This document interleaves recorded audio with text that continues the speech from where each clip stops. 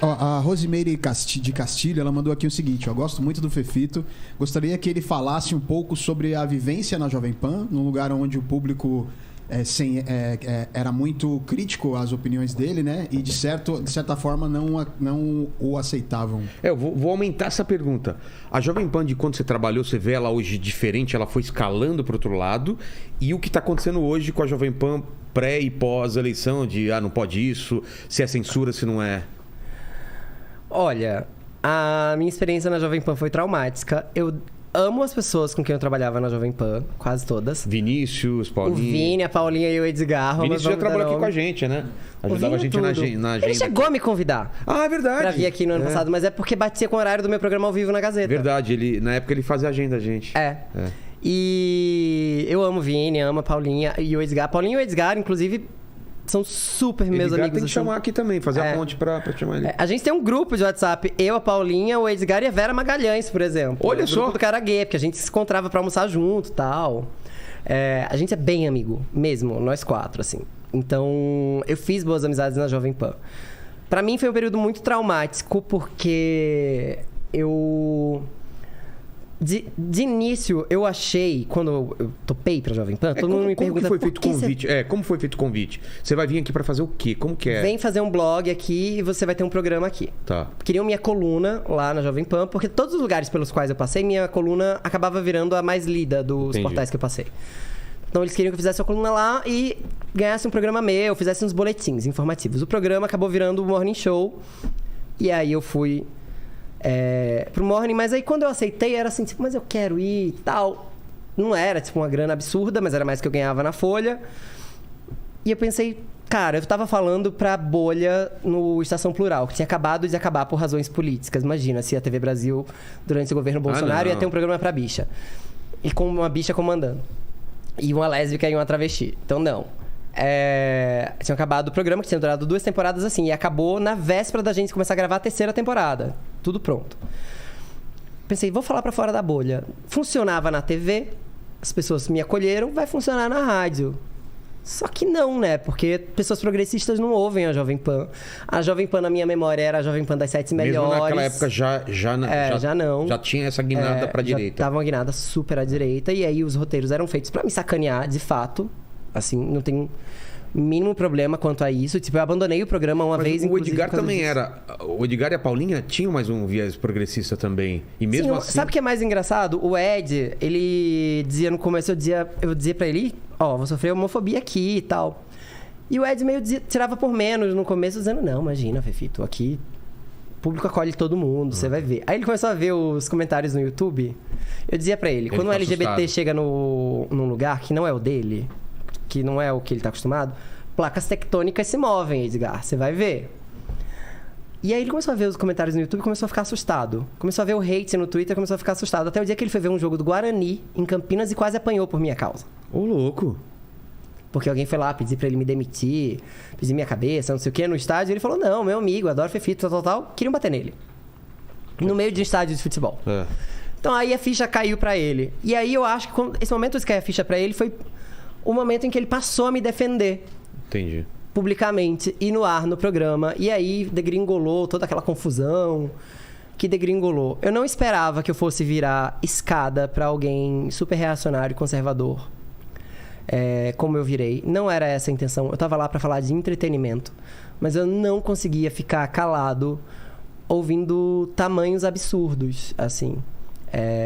E às vezes eu não tinha espaço pra falar mesmo. Então, eu tava ali basicamente pra virar um alívio cômico da direita. Então, assim, os cortes de vídeo eram feitos de um jeito que me prejudicasse. A pauta era feita de um jeito que me prejudicasse. Basta dizer que eu falei um dia lá pro Caio Coppola, um dia, olha, não usa a palavra mulato. A comunidade negra, parte da comunidade negra se incomoda muito com o uso dessa palavra, que deriva de mula. Falei isso no ar. 2 dias depois, tô gravando um programa lá extra, de surpresa no roteiro final. Mulato deriva de mula? Tipo, quê? O quê? Na pauta. Tipo, ninguém me avisa e assim, tipo, você só joga pra ele poder fazer lá a pesquisa dele enviesada e libertar as pessoas de seu racismo. Porque acabava com ele dizendo, tipo, use a palavra que quiser e tal. Nossa, o Messias do vocábulo agora, basicamente. Então, acho muito bizarro o que aconteceu comigo. E aí, a coisa toda diminuiu muito de hate ao longo... Depois que o Caio Coppola saiu, o hate diminuiu muito. Tinha muita manobra ali. Quem entrou no lugar dele? O Adrilles. Tá. O Adrilles era só insuportável. Continua sendo. Bem insuportável. Tipo, impossível de conviver. Você lembra? Eu não pedi o presente inútil pra ele, cara.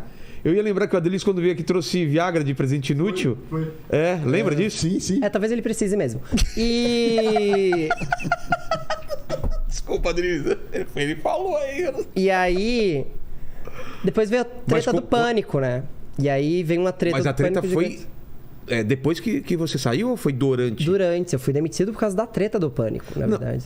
Qual treta? De te imitarem? Aham. Eu achei que foi depois. Não, eu fui demitido por causa disso.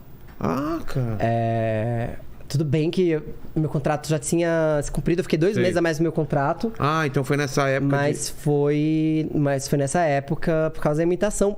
Por quê?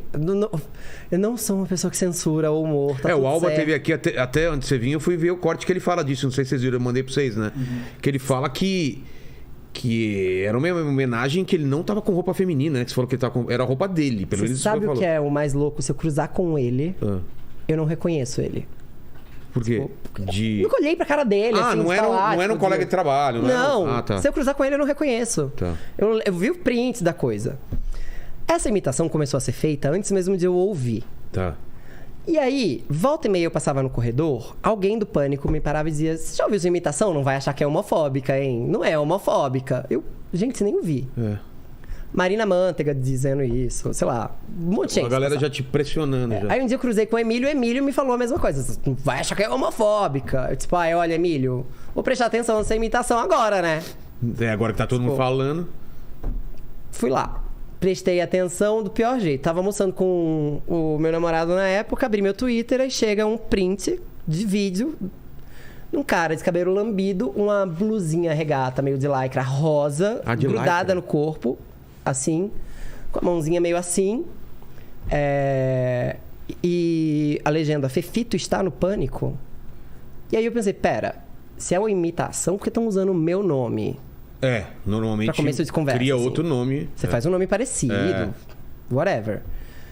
Segundo, eu não falo desse jeito, de língua presa. E não usa regata de like. E aí, terceiro, me veio na minha cabeça um quadro, que eu até escrevi sobre isso outro dia na minha coluna, do Zorra Total, do Jorge Dori e do Lúcio Mauro Filho. Ah, do filho dele, né? Como que era o bordão? Onde foi que eu errei? Que o Jorge Dória tinha um filho afeminado e ele olhava pra câmera no fim das contas e dizia: onde foi que eu errei?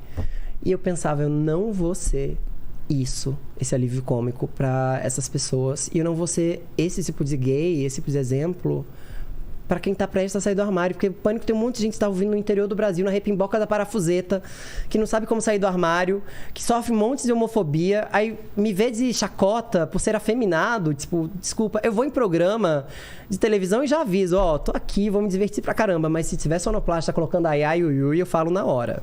Tipo, não tem essa comigo. Entendi. Não sou alívio cômico por ser viado. E não vou ser. Na hora eu mandei mensagem pro Tuta, falei: como é que você deixa me humilharem na empresa que eu trabalho? Ele falou: a gente não é homofóbico e tal. Eu, velho, tô usando meu nome. Ele tirou a imitação do ar.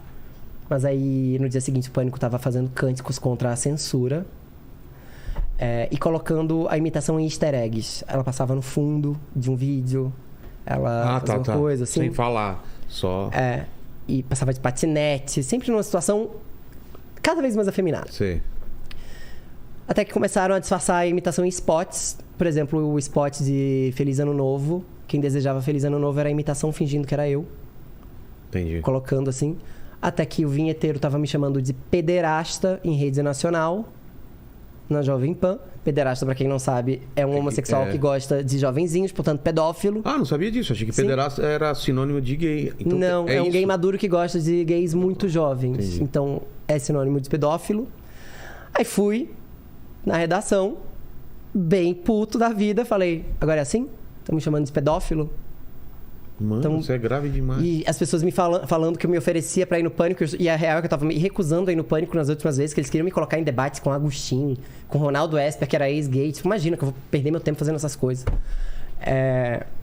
E aí diziam, o pânico é ingovernável. E eu falei, tá bom, governam vocês ou governo eu via advogado? Porque eu saio daqui agora pra isso. Não, a gente vai falar com eles e tal. Só que aí, nisso virou gente do pânico berrando comigo. O que? Na redação mesmo, imagina. Produtora do pânico berrando comigo coisas do tipo, ai, travesti também usa azul. Tipo, e eu, vai estudar, pelo amor de Deus. Como é que você responde essas coisas? O próprio Emílio berrando comigo na frente de todo mundo do Morning Show, me chamando de bichamar, umas coisas meio bizarras. Gente. Então a situação ficou de fato insustentável. Eu tava assim, entrando, fazendo o Morning Show e saindo, tipo, sem querer cruzar com essas pessoas, o que é maravilhoso, porque aí eu lembro que teve gente do pânico dizendo, nossa, o Fefito cruzava com a gente no elevador e não dava nem bom dia. Tipo, velho, isso me colocou de volta no meu período de colégio. Eu saía de lá de cabeça baixa pra ir embora. Passou o mesmo filme na cabeça. Pois é, e aí eu reclamei das vinhetas que estavam colocando e, de novo, já tava enchendo muito o saco deles, então eles acharam por bem me demitir na véspera de Natal. Porra. Um presentão. Mas foi a melhor coisa que me aconteceu, tá? Foi livramento, me pagaram tudo que tinham que me pagar, tá tudo certo também. Eu achei que esse rolo todo tinha dado depois que você saiu e continuaram te imitando. Não, e aí eles voltaram a me imitar. Mas aí sabe qual é a parte boa? Eu não ouço. Então eu não vejo. E quando alguém me manda, eu também não vejo. Então, pra mim tá tudo certo. Mas se ignorar, quando se ignora, o pessoal para de fazer, né? E pararam, né? Não sei. Eu não sei mesmo, eu não ouço Pânico. Outro dia me mandaram um vídeo de alguém me esculachando na Jovem Pan também. Eu só vi assim, eu tipo, gente, eu sei tanto que importa. Então, eu sei tanto que importa na minha vida. Essa pessoa, se jura, tipo, merece nem eu não vi. Não vi, tá aí, ó. Deixa, tá tudo certo, imagina. Uma coisa que eu aprendi é que a gente tem que prestar atenção nas pessoas certas. E nas coisas que a gente acredita. Então, assim,